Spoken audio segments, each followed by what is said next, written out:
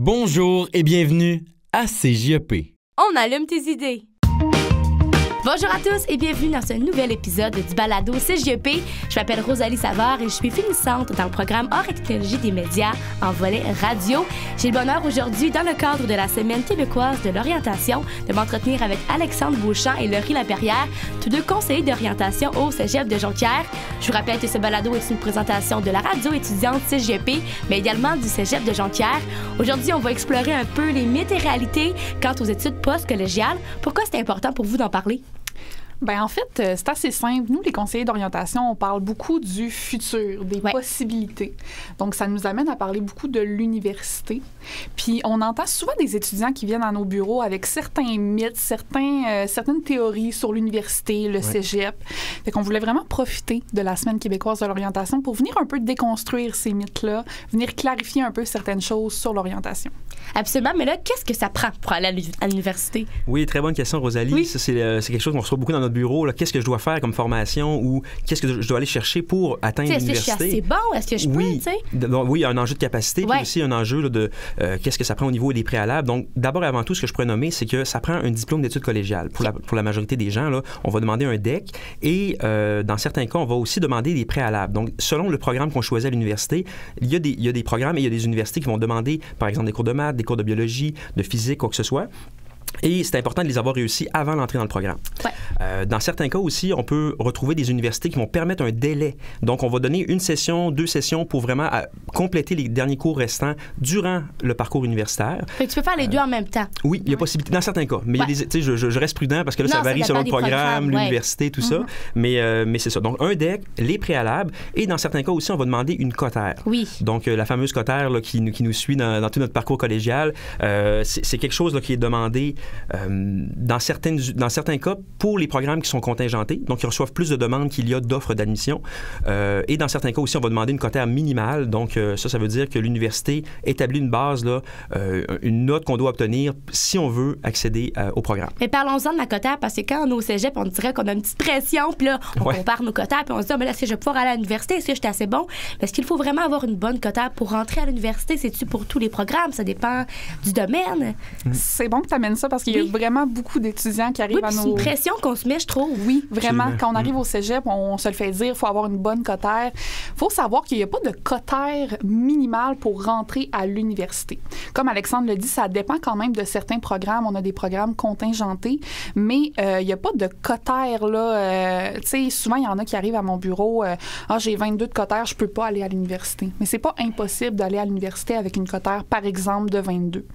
Il y a vraiment plusieurs possibilités. Puis il faut savoir qu'il y a comme 14 programmes qui demandent une cotère de 30 et plus. Ce qui fait en sorte qu'il y a beaucoup de programmes qui demandent pas nécessairement de cotère ou une cotère qui est quand même en bas de 30. Et les domaines là, qu'on dit 30 et plus, c'est quoi? La médecine peut-être? La santé? Oui, on parle beaucoup des domaines de la santé, du droit des fois, génie. Oui, certains types de génie. Ouais. Il y a aussi l'architecture. Oui.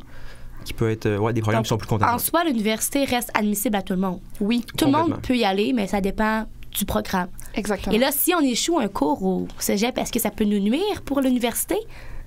Ben, c'est sûr que c'est embêtant. Puis comme tu l'as dit tout à l'heure, on se met beaucoup de pression, de performance, qu'on veut atteindre certaines cotères, on se compare. Puis je cacherai pas que le fait d'avoir un échec dans un cours va avoir quand même un impact sur la cotère. Ouais, c'est certain. Mais comment elle est construite, comment le calcul est fait, c'est qu'à la première session de cours, quand même, vu qu'il y a une grande période d'adaptation des étudiants là, qui passent, par exemple, du secondaire vers le collégial, on donne une chance un peu aux coureurs. Donc, l'impact d'un échec à la première session va être un peu moins grand que si ça arrive plus tard dans ton cheminement. Un peu pour s'adapter, là. Oui, c'est ça. Permettre l'adaptation de l'étudiant dans un contexte là, où il y a beaucoup de changements, justement, qui se passent. Donc, il y a ça, mais oui, il va y avoir un impact. Par contre, ce que je voudrais quand même nommer, c'est que bon, oui, on se met beaucoup de pression, mais si jamais notre programme qu'on vise, là, par exemple, si moi je veux aller en physiothérapie, puis on me demande une cotère de 29, 28 et qu'on ne l'a pas, mais il existe aussi des stratégies d'admission qu'on peut faire pour justement, peut-être pas directement rentrer, mais faire un petit détour, aller dans une autre option, un autre programme universitaire qui nous intéresse. Est-ce que tu as des exemples à nous donner? Absolument. Par exemple, dans l'optique là, où je voudrais viser physiothérapie, par exemple, je pourrais aller, j'ai de l'intérêt pour la biologie, je pourrais faire un bac en biologie, je pourrais faire un bac en sciences biomédicales, en kinésiologie aussi peut-être. Donc, des programmes qui sont plus facilement accessibles. Et plus on fait de crédit universitaire, moins la cotère va être pris en compte dans le calcul. Oh, intéressant. Donc, on se bâtit un dossier scolaire encore plus grand. Donc, quelqu'un là, qui était pas très bon, mettons, au cégep, ou qui se donnait pas assez, peut se reprendre quand même. Là. Absolument. Lui, il y a d'espoir. Oui, c'est ça. Ben, c'est un peu c'est pour ça qu'on est ici aussi. C'était pour déconstruire un peu cette croyance-là que les dés sont jetés, on a notre cotère et là, on c'est ça, que c'est fini, là, puis mon avenir est détruit. Puis il y a plusieurs... Tout à fait. Il existe des alternatives. Il y a plusieurs cheminements accessibles. T'sais. Mais là, est-ce que c'est vrai, on parle de mythe, là, est-ce que c'est vrai que l'université est plus difficile que le cégep? Ça peut nous inquiéter. Est-ce que je suis capable? Est-ce que je suis assez bon pour aller à l'université? Très bonne question, oui. Je te dirais en fait que la grande nuance, c'est plutôt que c'est différent. Pas plus difficile. D'abord, à l'université, souvent, on va commencer avec une session à temps plein. On parle de 4 ou 5 cours. Normalement, généralement, c'est plus 5. Donc, environ 15 heures de cours. Ce qui est différent du cégep. Ben oui, toi, Rosalie, mettons en ce moment, 35 heures de cours, peut-être? C'est technique, là. C'est différent. Oui, c'est beaucoup de cours dans une semaine. Fait que le nombre d'heures est assez différent. Donc, souvent, on va dire aux étudiants, par contre, qu'il y a plus d'heures à mettre à l'extérieur des cours à l'université. Par contre, vu qu'il y a moins d'heures de cours, tu as plus de temps aussi pour donner à tes heures à l'extérieur des cours. Donc, c'est quand même relatif, comparatif entre le degré d'heures à mettre au niveau des travaux. La différence, c'est plus dans les heures passées à l'école. Oui, puis c'est sûr qu'il y a des différences au niveau aussi, ça dépend un peu de ce qu'on recherche. C'est sûr, oui. Comme tu l'as dit, toi, tu as une formation technique, donc on est beaucoup plus dans le concret, dans le pratique, ce qu'on va retrouver également à l'université, mais ça va être aussi nous mener vers des emplois qui sont plus dans le concret, dans le pratique. On fait des emplois qui sont dans l'action, on forme des techniciens. Mais un baccalauréat va aller chercher des étudiants qui peut-être veulent aller encore plus en profondeur, veulent faire de la recherche. Perfectionner leur domaine. Exactement. Fait qu'il y a ces différences-là, ça dépend vraiment. Il n'y en a pas un qui est meilleur qu'un autre, ça c'est important à clarifier. Ça dépend vraiment de ce que tu veux rechercher là, dans tes études. C'est plus théorique l'université, si je ne me trompe pas. Oui, somme toute, quand même un peu plus théorique. Oui, plus au début, je suppose. Effectivement, un peu comme c'est le cas dans une technique. Là, parfois, on commence avec un volet plus théorique et là, par la suite, on tombe dans la pratique. C'est un peu le cas pour l'université. Mais comme tu l'as dit... Les stages. Les stages, je pense, c'est dans un programme, dans un baccalauréat, par exemple. Les stages, c'est quand même une bonne partie. Là, ça peut être une année complète, ça peut... Une grande majorité de programmes, oui, mais il y en a d'autres aussi qui vont demeurer quand même très théoriques tout au long du parcours. Ça dépend encore une fois des programmes. Puis là, on parle de mythe. Moi, j'entends souvent des gens me dire si tu vas à l'université, tu vas avoir un métier plus payant. On dit qu'on entend beaucoup ça. Tu vas pouvoir gravir des échelons supplémentaires. Est-ce que c'est vrai? Bon, c'est sûr, c'est une question qu'on reçoit aussi. Là. Je comprends que je trouve ça le fun que tu l'amènes comme point parce qu'on l'entend beaucoup. Des fois, ça découle d'un parent, d'un proche ou l'étudiant même l'a intégré comme croyance. Mais ce que j'aurais à dire par rapport à ça, c'est le fait d'étudier à l'université n'est pas garant nécessairement d'un meilleur salaire ou d'un grand salaire.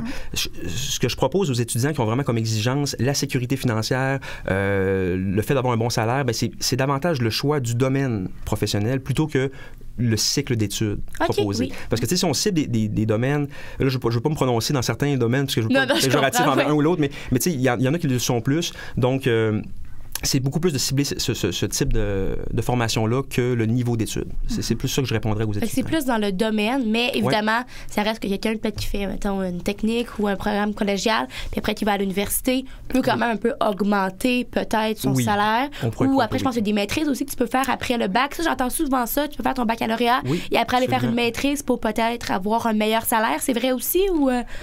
Parfois, c'est pour le salaire, oui, qu'il peut y avoir une augmentation. Sinon, on peut parler aussi au niveau de la recherche. Certains vont vouloir se perfectionner pour créer, développer leur milieu d'études, leur discipline.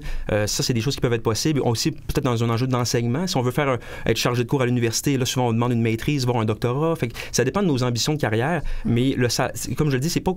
Le niveau d'études n'est pas corrélé directement avec le salaire en tant que tel. Donc, c'est plus au niveau des tâches. N'est pas à 100% associé avec un meilleur salaire. Exactement. Tout dépend du domaine. C'est vraiment parce qu'on sait, un DEP de nos jours peut vraiment nous apporter un métier qui va bien nous payer par la suite. Tout à fait, oui. Puis justement, quelqu'un qui a fait une technique peut-être ou un programme au cégep, est-ce qu'il peut être crédité, avoir des cours de moins par la suite à l'université? C'est quelque chose qui est possible, je crois. Vraiment. Oui. Laurie, tu me permets d'y aller? Oui, parfait. Merci. Oui, c'est ça. En fait, il existe des passerelles.